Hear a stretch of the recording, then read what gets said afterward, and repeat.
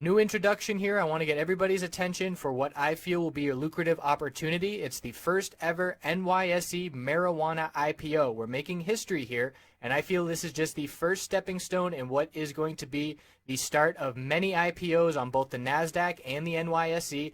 I feel we're going to have a marijuana sector and marijuana ETFs in the future, and this is just step number one. If you are familiar with the industry, that's all I have to say. I know you're interested already.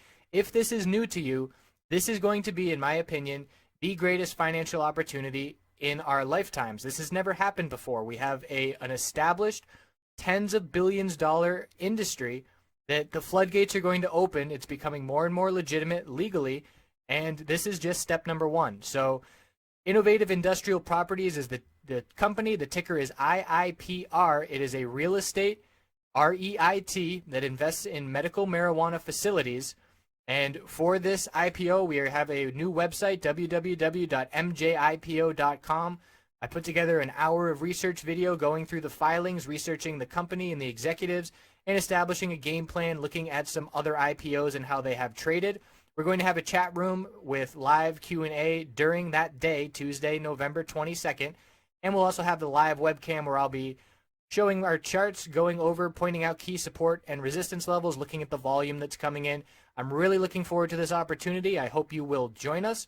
Thanks for tuning in. Let's get into the charts. Hello everyone, looking at SPY daily, weekly time frame. The bulls are still in full control. We have seen a higher low 10 days in a row, and we're hitting new all-time highs the past couple of days. It is a bearish reversal candlestick, almost a doji there at the top of an uptrend, and a red day would confirm it. And on the weekly time frame, we are at upper Bollinger Band resistance of 220.58. We literally closed right on that. So that's a key resistance level to be watching. I would not be playing bearish just based on that alone, but just something to be aware of, that if we were to consolidate, this would be a level to reject from and see normal, healthy, bullish consolidation, which we haven't seen since the election. We traded sideways a little bit, but again, higher low every single day. That is all bull all the time. So we are at blue sky breakout, on the verge of a bullish MACD cross here on the weekly, and it's either going to require a high volume breakout, and on a holiday week, I would be very surprised if that were to happen, or a rejection from that level and consolidation while the moving averages do catch up. Also, we're watching the hourly 2-day chart here.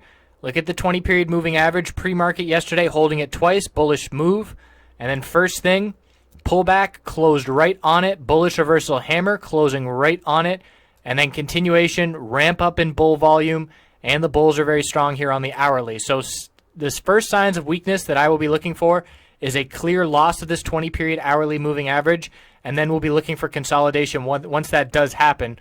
It did turn into resistance a couple times with it rejecting the price during the day. We haven't even gotten anywhere near the 100-hour moving average support over the past 5 days. But just watching, obviously, the higher low pattern on the daily and the 20-period hourly.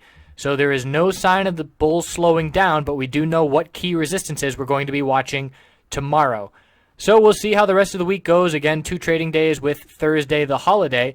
So it's going to be a little bit difficult in terms of judging how much volume.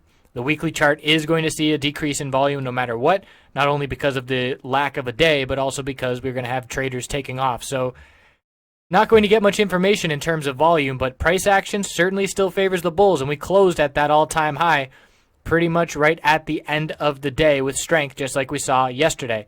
So we'll see if we get some upside overnight, and if we see another little gap up open today, or tomorrow I should say, and we'll check back in tomorrow after the close. Red day tomorrow would confirm the bearish reversal doji. Thanks for tuning in. We'll see you then.